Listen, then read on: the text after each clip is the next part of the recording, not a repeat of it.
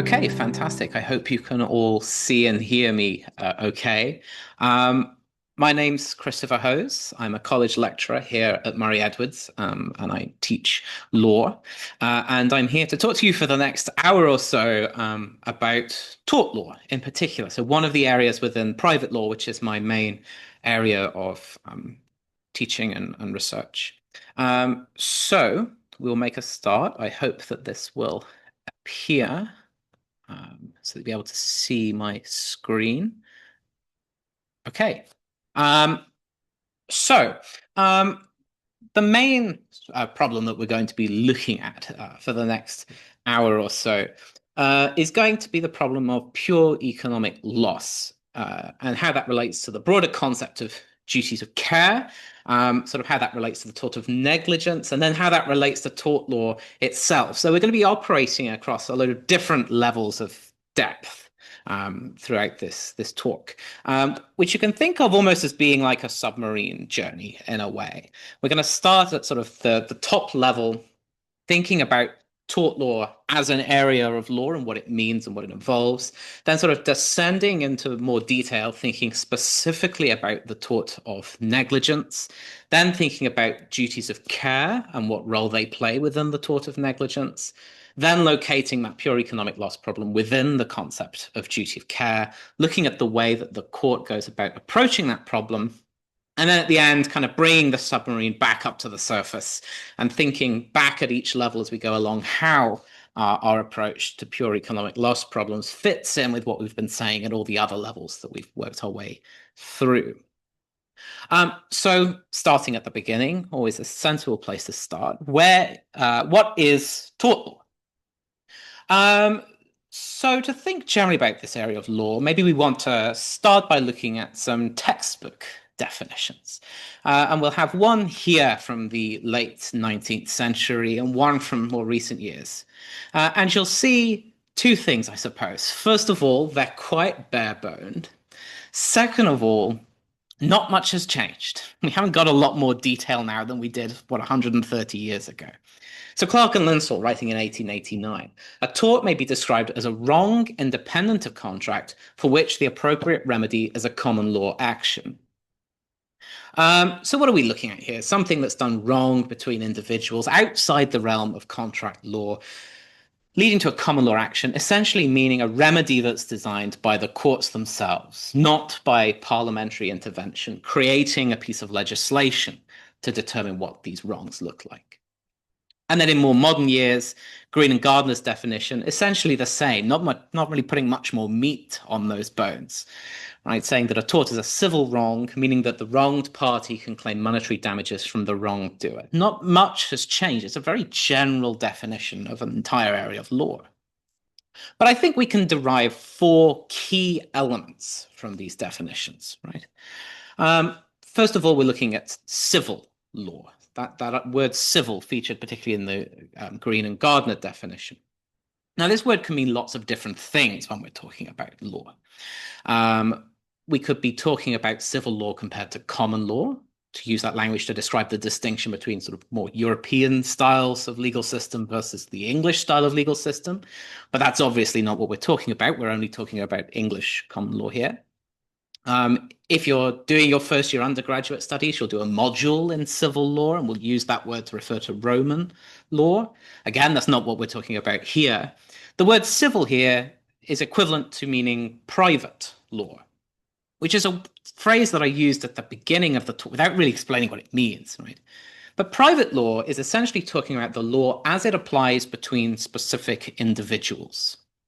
So we're not talking about, say, the state against the individual, which would be what criminal law is about, or the individual against the state, right? If you're challenging government decisions through administrative law or something like that. We're talking about the law that applies between private individuals who may happen to be sort of involved in government, but that's not the point, right? It's just to deal with the rights of individual parties that they have just by virtue of being individuals in a society. So thinking about the word civil in that sense, it gives us an idea of what a wrong is, right? It's a violation of these rights of the individual. So tort law talking about what rights any individual has, and when they've been violated by the behavior of another party, which we might refer to as a breach of their duties, right? If they violate somebody else's rights. Now, if we abstract too far with that, we might end up with issues of contract law, which is a topic that we'll talk about in the second sort of in this series of talks about private law. But for now, it's enough to say that we will explicitly rule out contract law from this, right? Contracts can be a way of getting rights as an individual. It's a wrong to breach a contract, we could argue, but we're explicitly not talking about that when we talk about tort law. So we remove that from the discussion. And then this final point, at common law, like we were saying before, that's about saying that the rights are designed by the courts through their decisions. The remedy is given by the courts, not by Parliament. I mean, this was a key feature in the Clark and Linsell definition, but nowadays it doesn't really hold as true as it used to. Parliament has got involved in determining what the rights of individual parties are, sometimes in determining what the remedies for violating those rights should be. So tort law isn't just common law, the law of the courts anymore. But for our purposes, when we're talking about the tort of negligence, when we get to that, it predominantly is about the common law. It is the courts who have decided what the rights are and how they are to be remedied. So if that gives us a very general sense of what tort law as a topic is about, right? It's this general sort of grab bag of violations of individual rights. It might be useful, before we go on to think about specific problems within tort, to ask what tort law is actually trying to do. Right? What are the functions of tort law if it's about these wrongs violating individual rights? The traditional answer would be it's about compensation. If somebody suffers a violation of their rights, then they shouldn't be worse off for it. Equally, if you're a defendant, you breach somebody else's rights, you shouldn't be better off. So it's about redistributing the consequences of a violation of rights. Connected to that, we might say that tort law is more broadly about risk allocation. If somebody is undertaking risky, dangerous behavior and it leads to adverse consequences for another individual, tort law is what steps in and tells us where the costs of this dangerous behavior should lie, who should have to pay for it. If the claim succeeds, the defendant should pay. If it doesn't, then we're saying the claimant has to bear the risks of this danger. Maybe more generally, we could say tort law has a blaming function. It names and shames individuals who are violating the rights of others. And connected to that, sends a social signal about what kinds of behavior are acceptable and which ones aren't. And it's possible that tort law could achieve this function even if money isn't involved, even if we're not compensating or allocating risks. Perhaps one inherent function of tort is just about saying what's acceptable and what isn't, regardless of what the consequences of that might be. Maybe on top of that, tort law is a deterrent, or I suppose the flip side of a deterrent is an incentive, right? Giving people reasons to behave in certain ways. By identifying what constitutes a right and saying to individuals they shouldn't be breaching those rights, it allows us to sort of make choices about our behavior that are sort of following a pattern that tort law is trying to encourage. Of course, it may also be that if torts are different types of violations of rights, it may not have one underlying function. There may not be one explanation of what tort law is trying to do that covers all of the different types of wrongs that might be suffered. So this is one consideration that we have to really have in mind when we're answering any questions about tort. What are we actually trying to do here? But connected to that is sort of a second set of factors, which I would describe as sort of additional considerations that we need to bear in mind for an effective and just tort law. So rule of law we'd need to consider, as we would consider for any kind of law. Are we creating rules that apply equally and fairly to different types of people? Is the procedure by which they're subjected to these rules equivalent and fair as between individuals? Are we not discriminating between equivalent cases for no good reason? Are the rules sufficiently certain? Particularly if they're going to have this deterring function, incentivizing proper behavior, we need to know what tort law is actually demanding. You need to know what your rights are and how to avoid violating the rights of others. On the other hand, we might be thinking about flexibility and fairness. We've probably all heard this line that difficult cases make bad law, right? So in certain situations, it may well be the case that even though we have a clear, certain rule, on particularly difficult facts, we should prioritize being flexible and achieving a more substantively fair outcome, even if that means departing from our clear, predictable rules. What about how tort interacts with insurance? If it's undertaking a risk allocation function, we should be bearing in mind where those risks would already be. So an example of that might be with road accidents. If you're ever driving a car, you have to have insurance. It's illegal not to. So if you're in a road accident, the driver, automatically being responsible, can rely on that insurance to deal with the consequences of any risks that arise. Should tort law really be stepping in at that moment in time to then start undoing what's already been done by various insurance policies?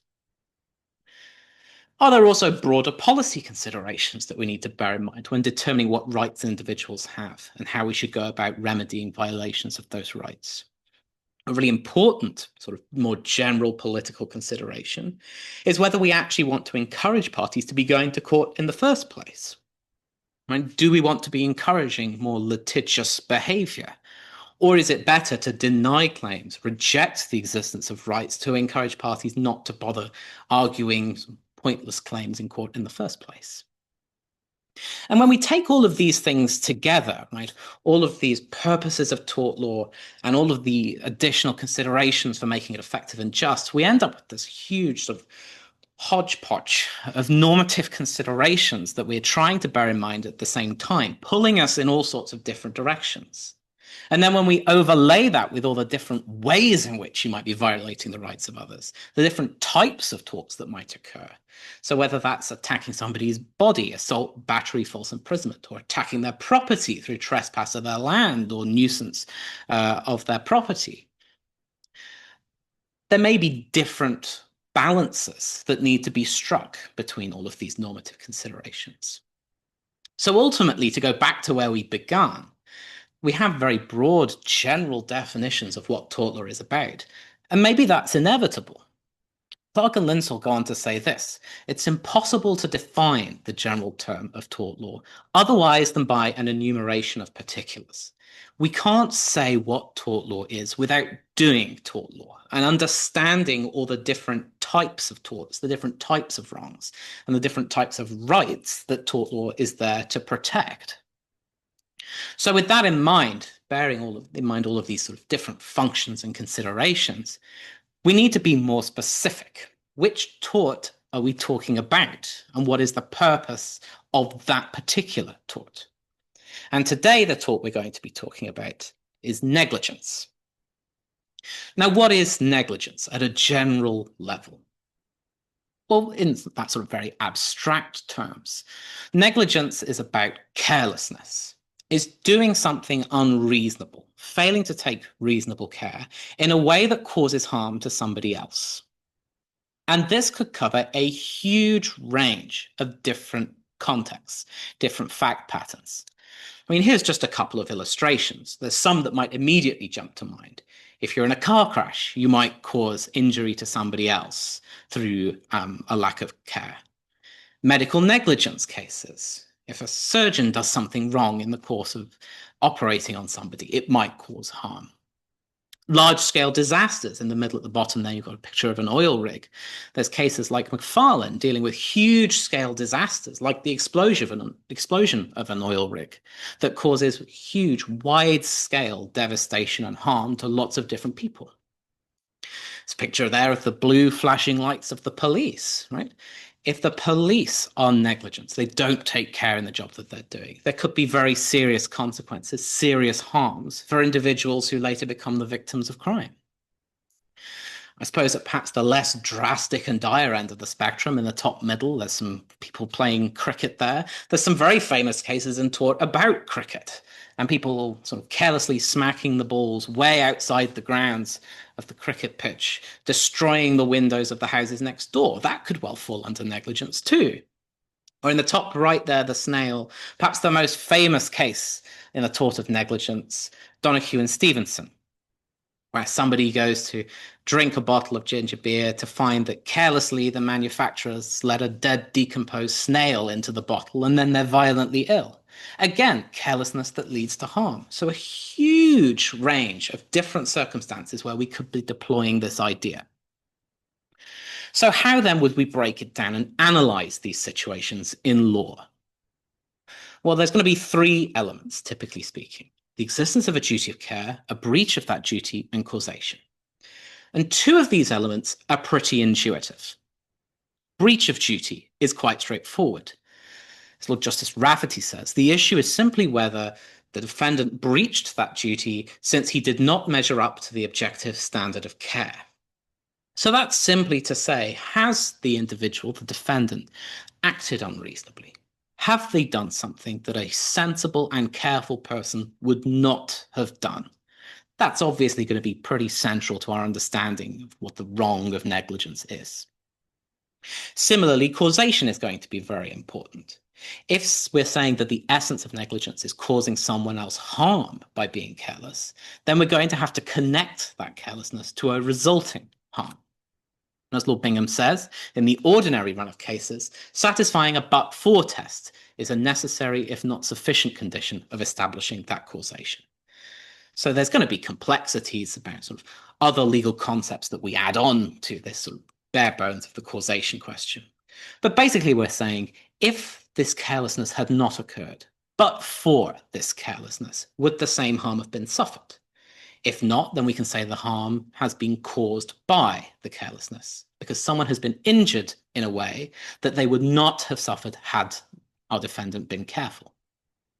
And these two things together seem to create a pretty complete picture of what the tort of negligence actually is, right? Someone being careless and causing someone else harm, right? Seems to be the essence of what we were talking about before. So what is duty of care adding? That's what we're talking about today. Lord Atkin would frame the answer this way. He says, with a duty of care, we're solely concerned with the question whether, as a matter of law in the circumstances alleged, the defender owed any duty to the pursuer to take care in the first place. Right? So it's not enough to say someone has been careless and caused harm. You have to answer this sort of gatekeeping question first. Did this person owe you a duty? Owe you a responsibility to actually be careful in the first place, right? Not enough to just behave carelessly and cause harm. They should have owed a duty to be careful to begin with. And as Lord Reed says, where the existence or non-existence of that duty to take care has been established, considerations of justice and reasonableness form part of the basis on which the law has arrived at the relevant principles. So how are we going to decide whether somebody owes you a duty to be careful in respect of you? It's going to be turning on that really crucial second line, justice and reasonableness. That should be what's motivating our decision. But that's all a bit woolly and fluffy. How do we actually apply that? Well, let's ask Lord Atkin, going back to Donoghue and Stevenson again. He says, you must take reasonable care to avoid acts or omissions which you can reasonably foresee would be likely to injure your neighbour. Who in law is your neighbour? The answer is persons who are closely and directly affected by your act, that you ought reasonably to have them in contemplation as being so affected when directing your mind to those acts or omissions. So when do you owe somebody a duty to be careful? It's when you can reasonably foresee that you would injure a neighbor being someone closely and directly affected by your actions. So it really turns initially on that question of whether you can foresee that you would hurt someone by failing to take care because they are closely and directly affected by your behavior.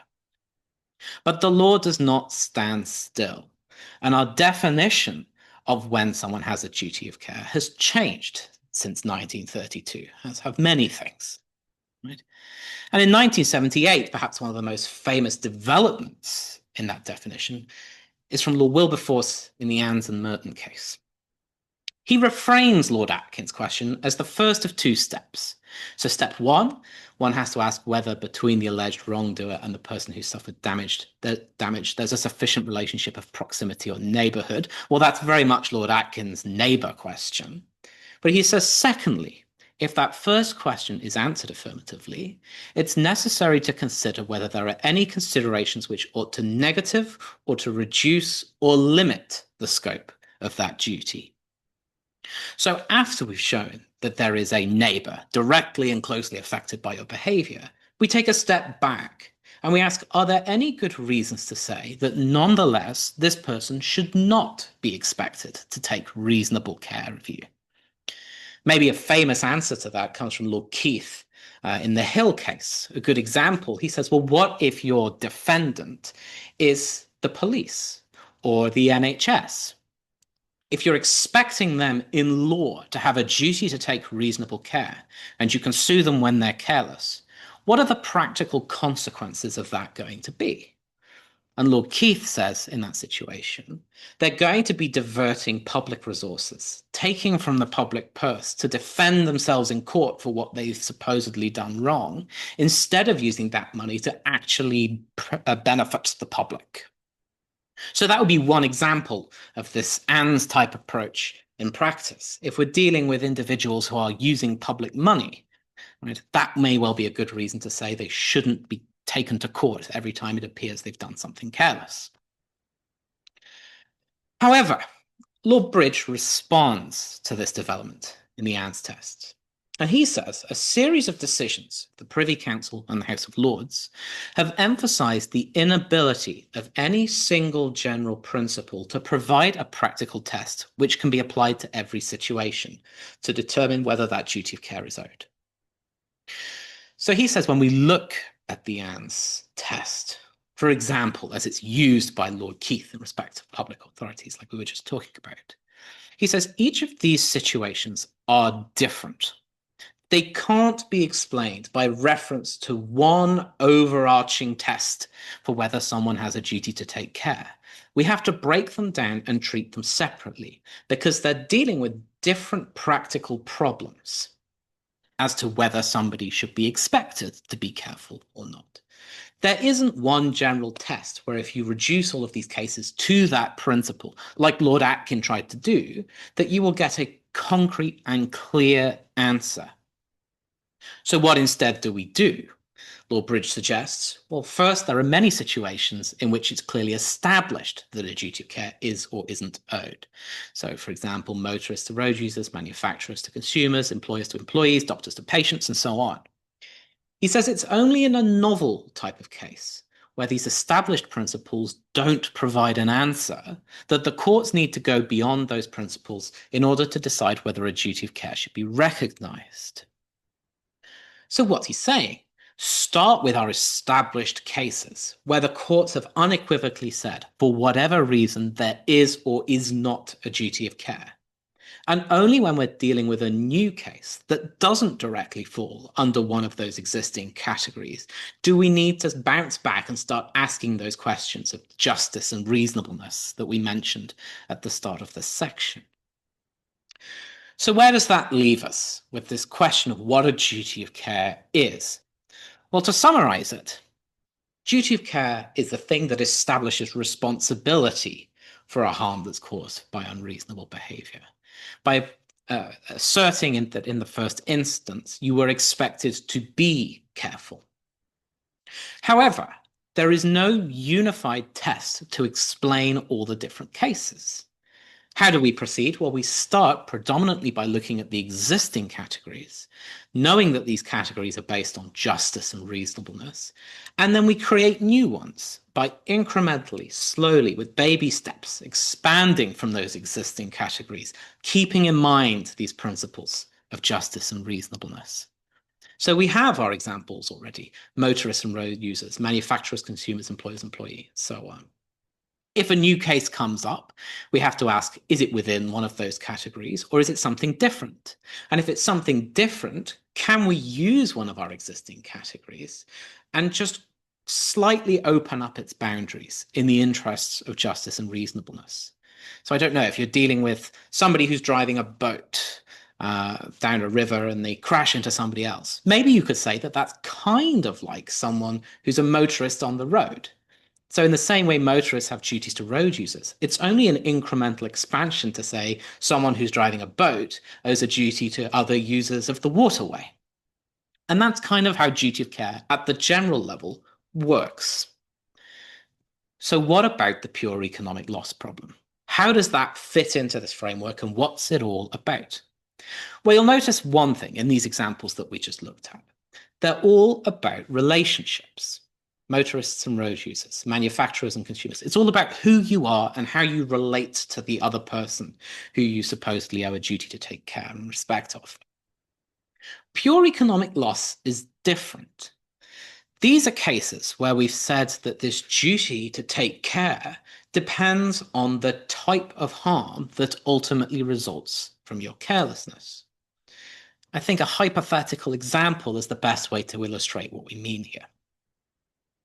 So imagine I'm visiting my friend who lives in the top flat in a big block of flats, and I'm sort of waving my arms around like I suppose I have been for the last 25 minutes. And I accidentally knock a vase out of their window, and it falls out and it lands on someone's head and unfortunately kills them, right? Who has suffered harm that I might need to compensate here? Well, one person is this passerby, right? If they're injured or they die, it seems pretty sensible, right, to say that I should compensate them, or I suppose their estate if they're dead, for whatever loss has been suffered, right? It doesn't seem like there's any issues with the duty of care problem. It seems just and reasonable on the basis of some principle of preventing reasonably foreseeable harm. Maybe my friend has suffered some loss, we could say as well. If it's a really nice vase and it's going to be very expensive to replace, right? I've been careless, it's caused them loss. And again, it seems quite sensible to say that I should have been careful in respect of this person, right? It seems just and reasonable to say I should have to pay. But imagine that this guy walking down underneath a block of flats is someone like Elon Musk, right? And I kill him and it tanks the stocks in Tesla and X, formerly Twitter, and whatever else he's doing at the time, right? And suddenly there's millions of people all around the world who are losing money because they've invested in these companies. I've been careless. I have caused them loss. Does that mean that I should owe them a duty of care? I should be responsible for that loss and compensate them for it. Now, an intuitive gut reaction, I'm assuming from most of you, is going to be no. If I've been careless for a second and knocked a vase out of a window, it seems right that I'm responsible to whoever owns the vase and whoever gets hurt by it. But to suddenly say I'm now responsible for billions and billions of pounds of losses suffered by millions of people all over the world seems absolutely ludicrous. But why? Lord Denning's explanation for this from Spartan Steel is about the type of loss that is being suffered. So the person walking underneath seems sensible to owe them a duty of care because they're physically injured, right? We can limit who is going to be owed this duty to the people who are in that physical proximate space that might get hurt. Same thing with the friend. They're suffering loss because their loss is the result of property damage, right? There's physical objects in space near me that have been affected by my behavior. The difficulty with all of the shareholders that are going to be losing money because of sort of the lost value in all of these stocks, they aren't suffering physical injury and they aren't suffering property damage. Nothing in a physical space has been lost by them. All of their losses are consequential on harm to somebody else. Right? And this would be where Lord Denning draws the line for 4 reasons, or at least 4 pertinent reasons for our purposes. Talking in the Spartan Steel case, which is about a factory negligently being cut off from their electricity supply, so they have to shut down and they lose profits for the day that they're closed. Lord Denning says this: number 1, this type of hazard, losing electricity, is regarded by most people as a thing they must put up with without seeking compensation from anyone. Same thing would probably apply to our example with the shareholders. Right? The risk of losing the value in their shares is just something you put up with when you invest in shares, right? If you want certainty about where your money's going to be and you're not going to lose it, you'd put it in a bank account or something like that, right? The whole point of investing in shares is that you might make more money, but you might lose money if the company goes bust or something like that. So that would seem to apply to our example too. Number two, Lord Denning says, if claims for economic loss were permitted for this particular hazard, there'd be no end of claims. Some might be genuine, but many might be inflated or even false.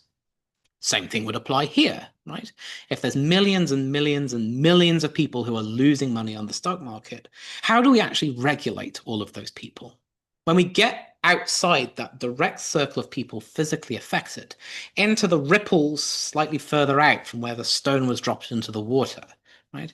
The further away from that center we get, the harder it is to see exactly what's been lost and to verify that loss. Seems like there's too many people who are able to claim, and it's going to be difficult to regulate which of them are deserving. Three, Lord Denning says the risk of economic loss should be suffered by the whole community who suffer the losses rather than on one pair of shoulders.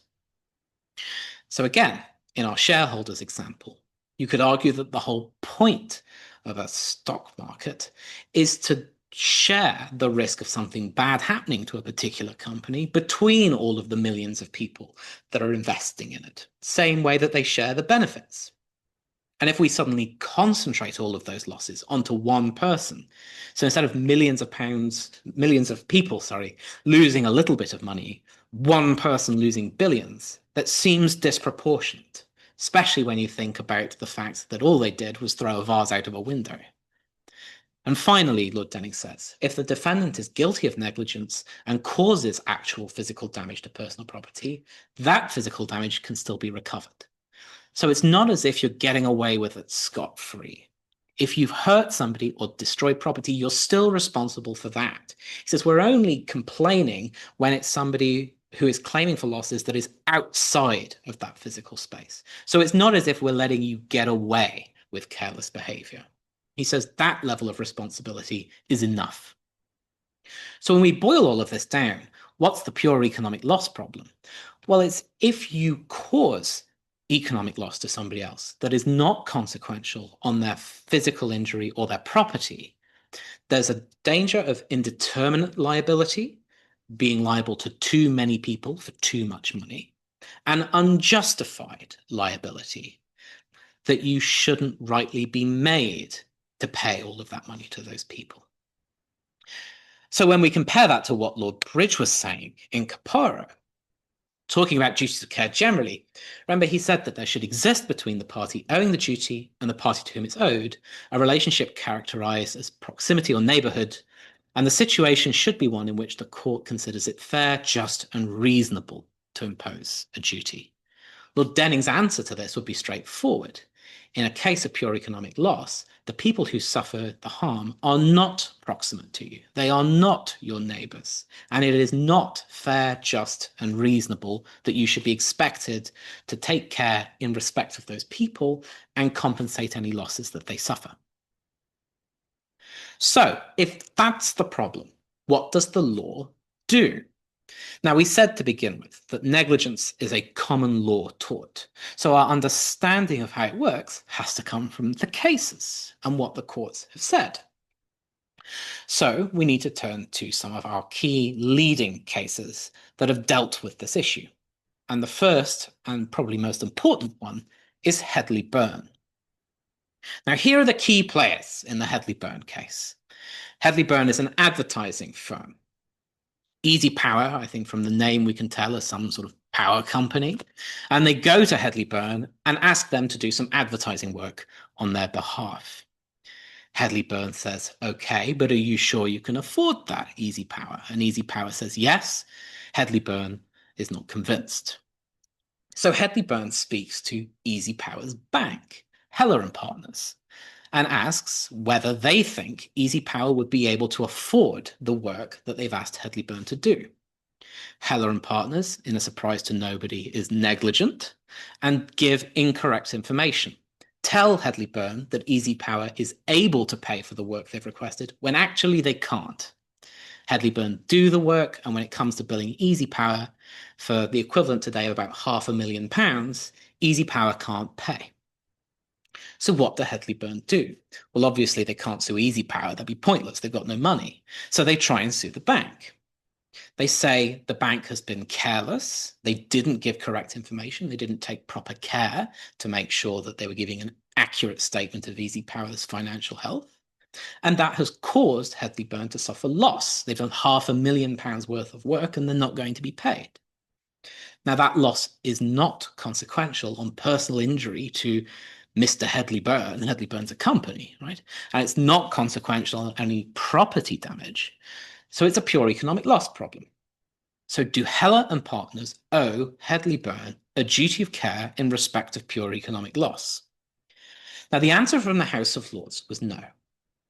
Lord Morris says this: Heller and partners stated that they only responded to the inquiry by Hedley-Byrne on the basis that their reply was without responsibility.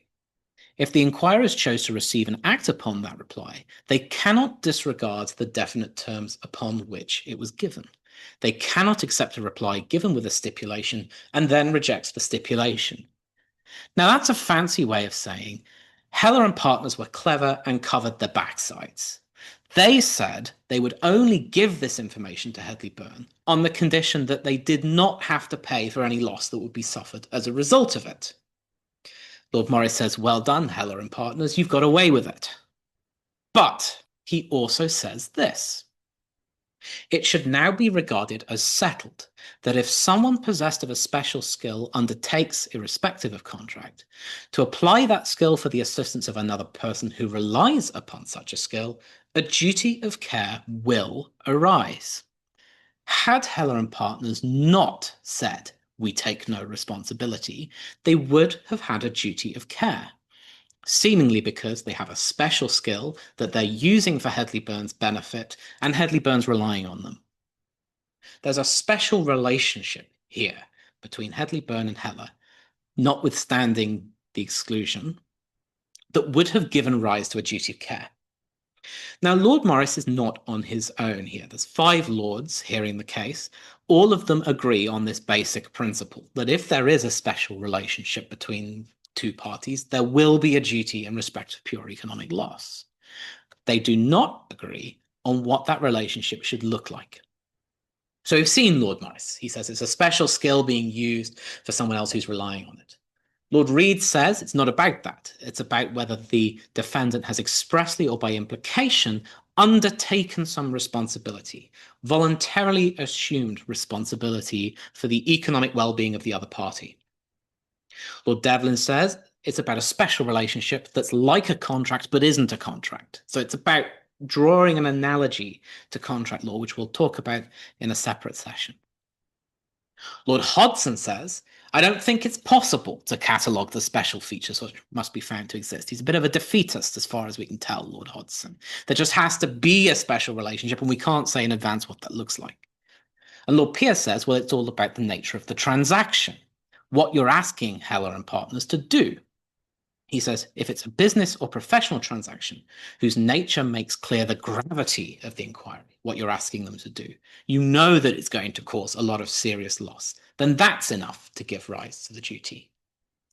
So what are we looking for to establish a duty in respect of pure economic loss? Well, the answer is we don't know after Hedley-Byrne. Is it a special relationship, a voluntary assumption of responsibility, something like a contract, a special skill, reliance, an important subject matter? So we just don't know at this point. So what do we do in the common law when we don't have an answer from one case? We look at the ones that come later. How do they interpret what Hedley-Byrne had to say? So our next key case for that purpose is going to be Smith and Eric Bush. Here are our key players here. Mrs. Smith wants to buy a house. She's not sitting on the money for it, so she goes to Abbey National, her bank, and asks them to lend her the money. They do this by way of mortgage, basically meaning they'll lend Mrs. Smith the money to buy the house on the condition that they get the right to sell her house and get the money back if she doesn't pay them back on time. Mrs. Smith is okay with that, but Abbey National says, we will only lend you this money, give you this mortgage, if we're convinced that the property is actually worth what you've told us. So they go to Eric Bush, who's a property valuer. They ask him to value the house Mrs. Smith wants to buy and see if it's worth the amount that she says, and they can lend enough money to sort of cover the purchase of that house. Mainly from Abbey National's perspective, so that if everything goes wrong, they have to sell the house and get the money back that way. They know that they are actually going to get all the money back. Surprise, surprise, Eric Bush is negligent. He says that the house is worth as much as Mrs. Smith says, when actually it's not. It's worth a lot less. Abbey National gives the loan, Mrs. Smith buys the house. Now, Mrs. Smith is a good mortgager. She makes all her payments back to Abbey National. But she later finds out that the house is not worth what she paid for it. She tries to sue Eric Bush.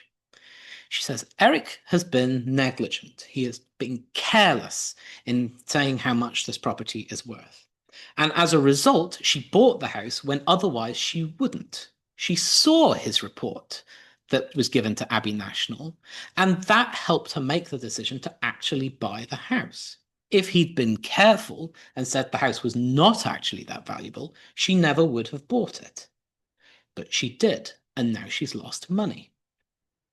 So, carelessness by Eric Bush causes harm that is pure economic harm. Her house isn't damaged. She hasn't suffered a personal injury. Is there a duty of care? Lord Templeman says yes, for three key reasons. Number one, Eric Bush has assumed responsibility to both Abbey National and Mrs. Smith by agreeing to carry out a valuation, knowing, number one, that the fee for the valuation has been paid indirectly by Mrs. Smith, so she's given Abbey National the money to actually commission this valuation. And because Eric knows that the valuation will probably be relied on by Mrs. Smith in order to decide whether or not she actually wants to buy the house. So assumption of responsibility, the indirect payment of the fee, and the reliance by Mrs. Smith. And more importantly, that Eric Bush knows that there will be reliance. Lord Griffiths takes a slightly different tone. He says, I don't think voluntary assumption of responsibility is helpful or realistic as a test for liability. Instead, he says, the necessary proximity arises from the surveyor's knowledge that the overwhelming probability is Mrs. Smith will rely on his valuation. So for Lord Griffiths, it's all about that reliance aspect. Mrs. Smith is going to be relying on Eric Bush's valuation. And Lord Chauncey says a very similar thing. He says there's four critical facts that Eric Bush knew from the outset. Number one, his report would be shown to Mrs. Smith. Number two, Mrs. Smith would probably rely on it. Number three, she would lose money by relying on it if it was wrong. And then again, number four, she indirectly paid for that report.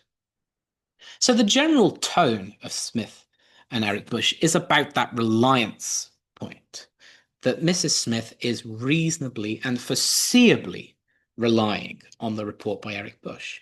And this is reinforced when we compare it to a more recent case with similar facts, Scullion and the Bank of Scotland. Scullion is very much like Mrs. Smith. He's relying on the report of a valuer in order to get a mortgage. But, says Lord Newburger, this is not a case such as those considered in Smith and Eric Bush, which involved an ordinary domestic householder purchasing his home. No, no.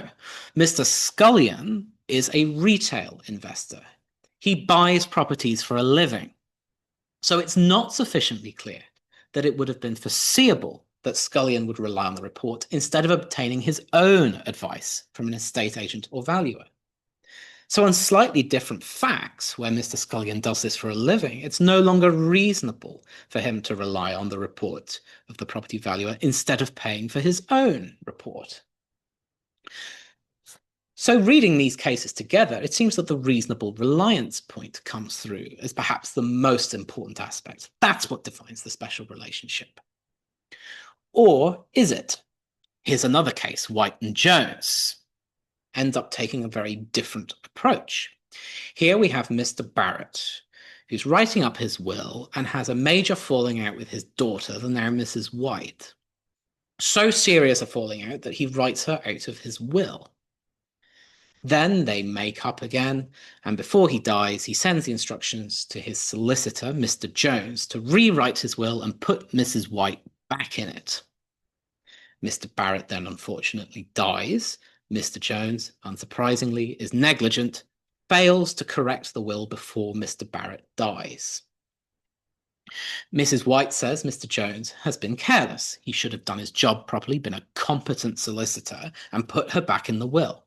Because he didn't, she has lost money. She hasn't got her share of Mr. Barrett's inheritance. Now, where is the reliance?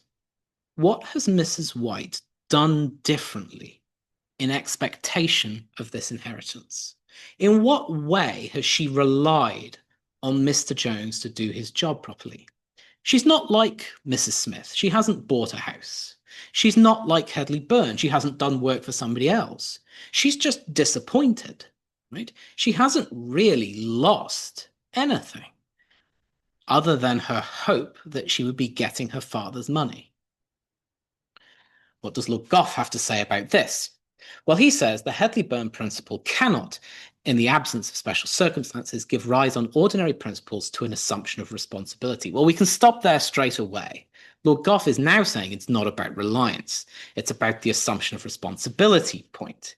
He says the question should be, has Mr. Jones assumed responsibility to Mrs. White? The answer, he says, is no, he hasn't.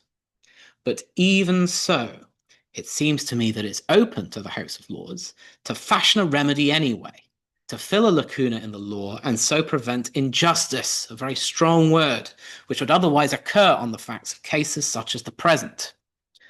Lord Gough says it doesn't matter then that we can't define the special type of relationship. We should be caring about preventing injustice, preventing Mr. Jones from getting away with being a bad solicitor.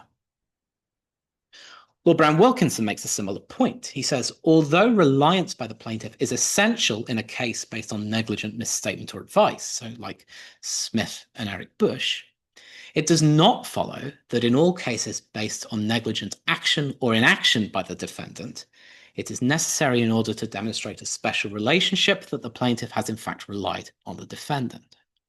So he says Smith and Eric Bush is different. That's a case about negligent statements and advice, right?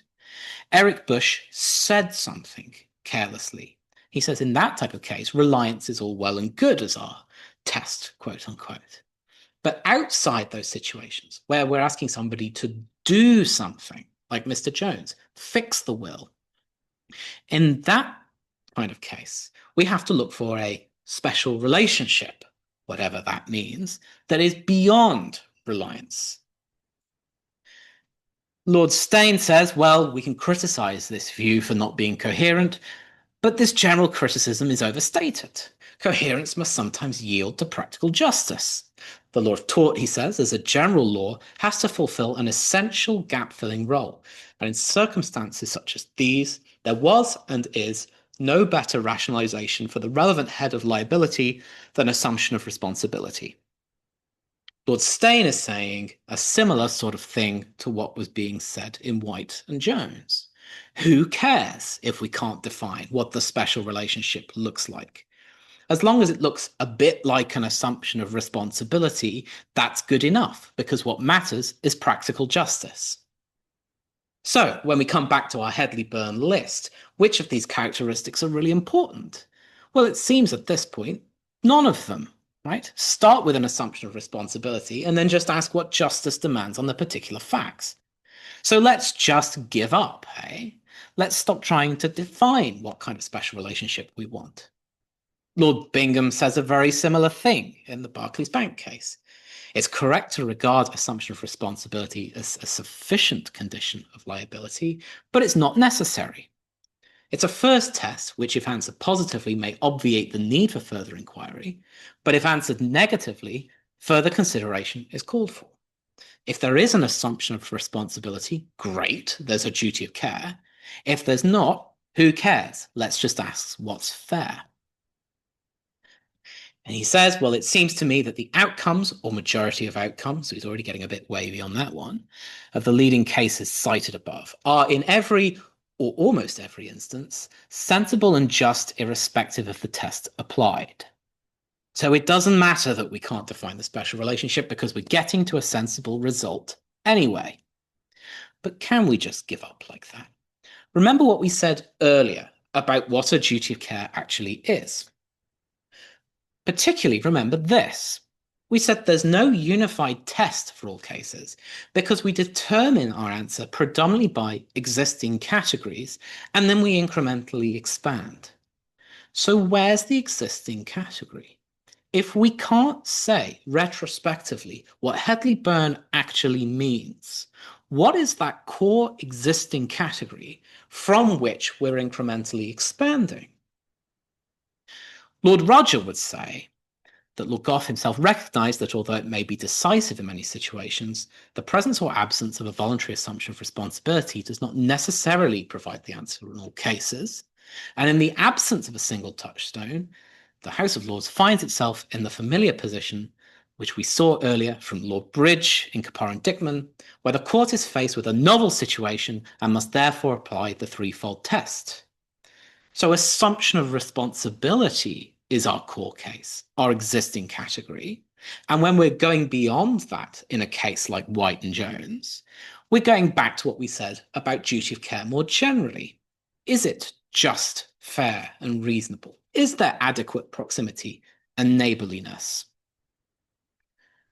Similar thing said here by Lord Wilson in our most recent case. He says, Lord Steyn remarks that there was no better rationalisation than the concept of assumption of responsibility. It has therefore become clear that although we may require cautious incremental development in order to fit cases to which it does not readily apply, thinking here of White and Jones, this concept remains the foundation of that liability. So that seems to be where we are right now with our solution to the pure economic loss problem. There is a duty to take care to avoid pure economic loss, where there is an assumption of responsibility. So you voluntarily accepted that you will be responsible for that other party. But it may go beyond that. There can be incremental development beyond that central case of assumption of responsibility, where the interests of fairness and justice demand it. So what's the key criteria from Hedley-Byrne seems to be that voluntary assumption, but above all, we're operating by incremental development from that core. So in our final section then, I mean, you'll have noticed we're getting very close to time at this point, so it may be not surprising to you to find out I'm not going to give you any answers here, right? This is the style of thinking that you would be doing as a law undergraduate, understanding the problem, understanding how we got to our current solution, and then being asked questions, not being given answers. So what do you think? Is this an appropriate solution? I don't know, maybe a guide to help you structure that kind of thinking is to start bringing that submarine back up to the surface, right? So first of all, what about a hypothetical problem? Does our current solution deal with this and explain why we don't think I should be responsible to all of these shareholders?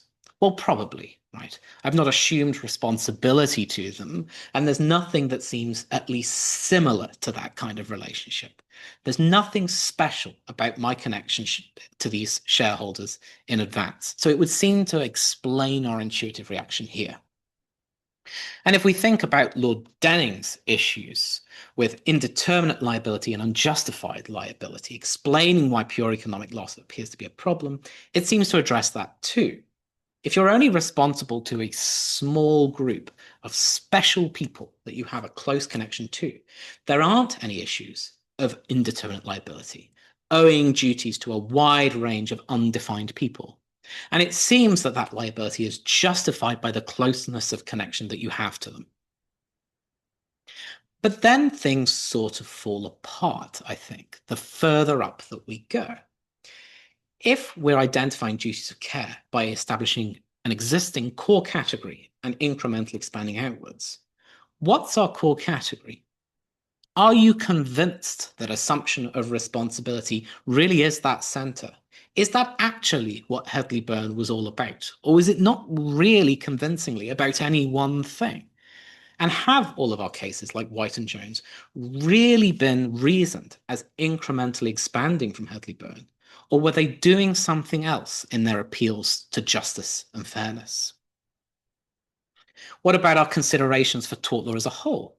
Are we respecting the rule of law here, giving people equal and predictable treatment under the rules of the law? Is the law sufficiently certain? Is it clear when you have a special relationship? Is it adequately flexible and fair to respond to the facts of particular cases? Importantly, has it struck the right balance between certainty and flexibility? How does this interact with insurance? Well, that's kind of a bit beyond what we've been talking about today. But the question here probably being, why not just have a contract in the first place? If you have a special connection that looks a bit like a contract, why don't you have a contract? Maybe it's because you didn't want to allocate these risks in a particular way in advance. What about the functions of tort law at that very, very general level? What are we doing here with issues of pure economic loss? Are we compensating properly for people who have suffered harm? Are we properly allocating risk as between individuals and large groups of people? Are we signaling blame and deterring careless behavior or incentivizing reasonable behavior? And is that function, do you think, the same as the function we're normally serving when saying that there is a rule against careless behavior that causes harm? Hopefully, they're a bit of food for thought for you all. So thank you very much for your patience and attention. And I would be very happy to hear from you in the next sort of 10 or 15 minutes or so, I think, through that Q&A chat box that should be around here somewhere on Zoom, whether that's about questions about studying law, questions about life here at Murray Edwards, whether it's your thoughts on the topics and your own reflections maybe on whether the law is heading in the right direction in this area. I'm very happy to hear any of it. So thank you very much for your attention.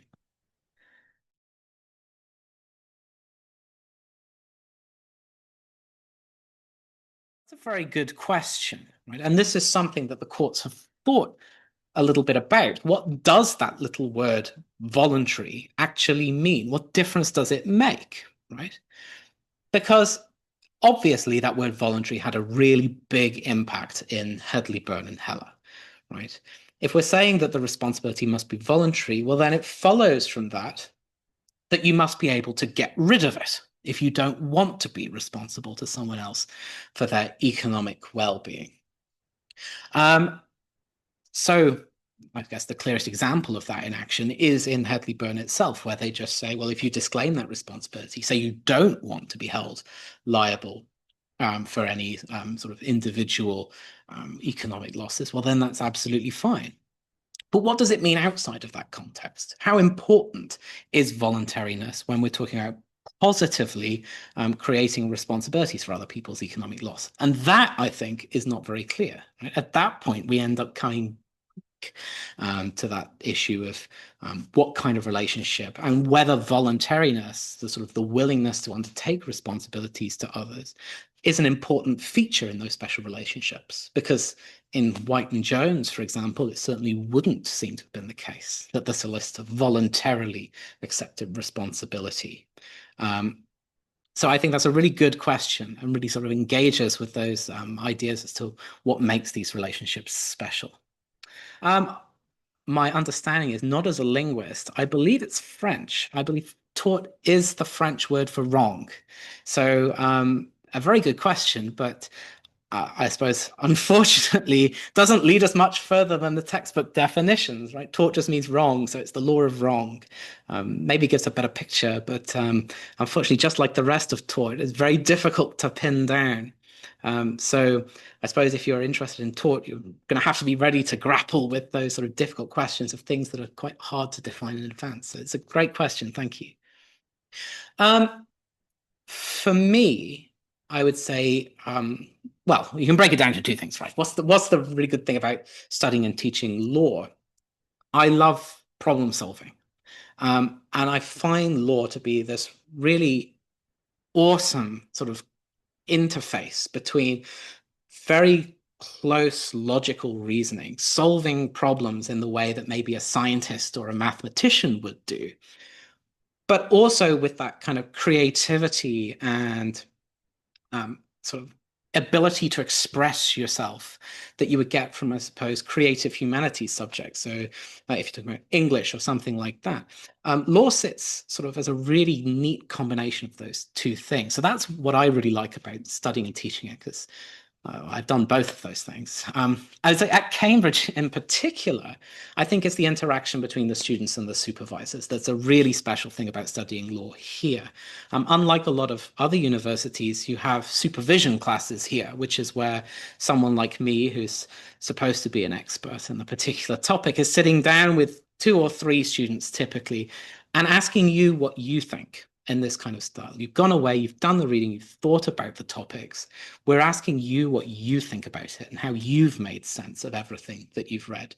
And I think that's the best thing, both as a student and as a teacher, that really close connection. And it really is that sort of meeting of minds, right? Engaging with someone else in a really insightful way about something that you're both really excited about and interested in.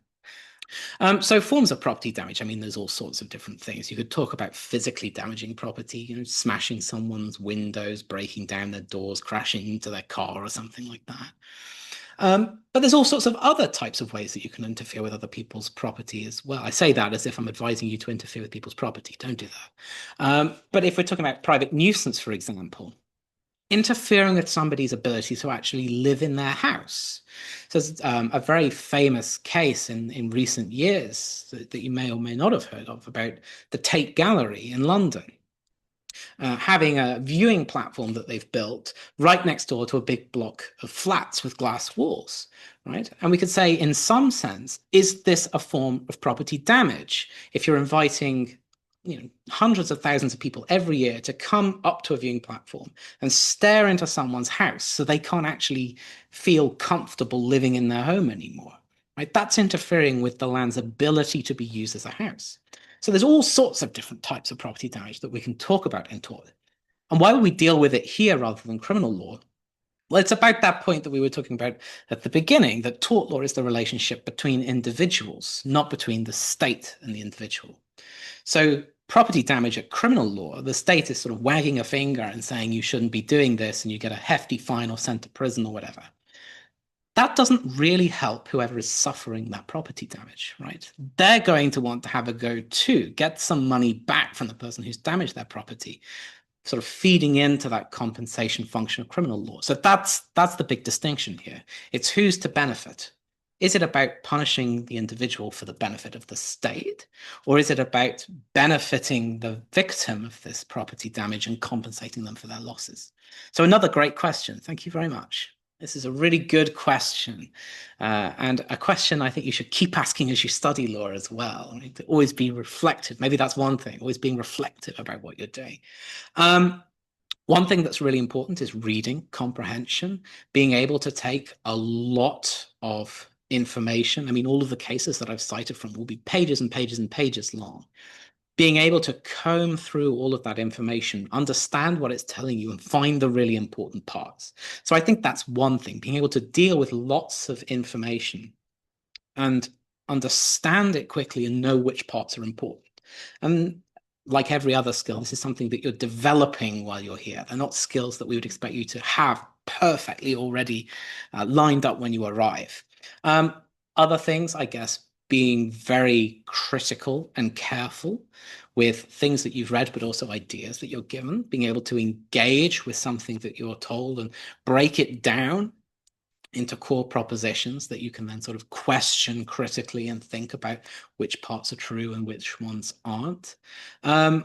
Also, being able to write clearly and convincingly, I think, is really important as well. Right? It's one thing to have great ideas. It's a completely different skill to actually be able to communicate those ideas to somebody else. So just off the top of my head, I think those are a couple of really important skills that we would, I suppose, hope that you would have some level of when you're applying, but we'd also be trying to teach you while you're here as well. I have lots of favorite books related to law. At this point, I'm sure there'll be sort of all sorts of lists around online. Um, for me, the books that made me want to study law, I was very interested in legal theory and philosophy when I first started studying law, and some books that I really liked in that sort of area. H.L.A. Hart's The Concept of Law. I really enjoyed reading that. Lon Fuller, I think, The Morality of Law is another really sort of quite short but really engaging book and really sort of entertaining to read, I think. Um, called What About Law, written by a collection of Cambridge academics, sort of talking about different areas, kind of in a similar way to what we've been doing now, picking out problems in different areas.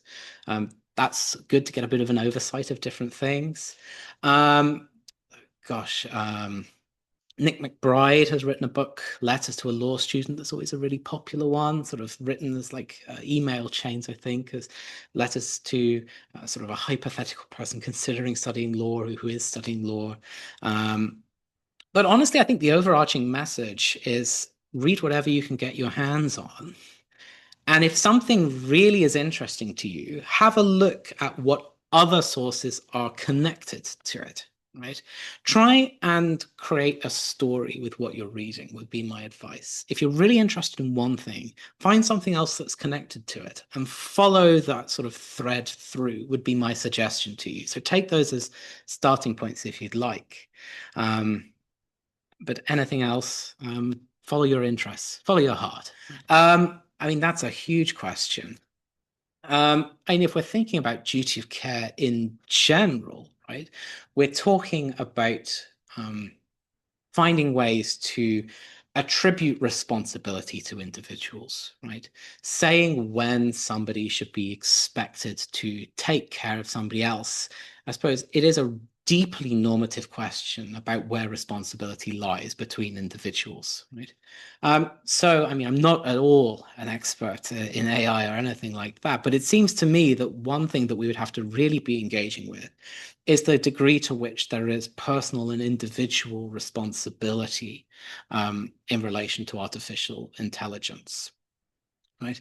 Um, where is the relationship between someone who has input into these systems, I suppose people who are designing large language models or something like that, um, and the connection to the people who then use that information, perhaps relying on it to their detriment or something like that.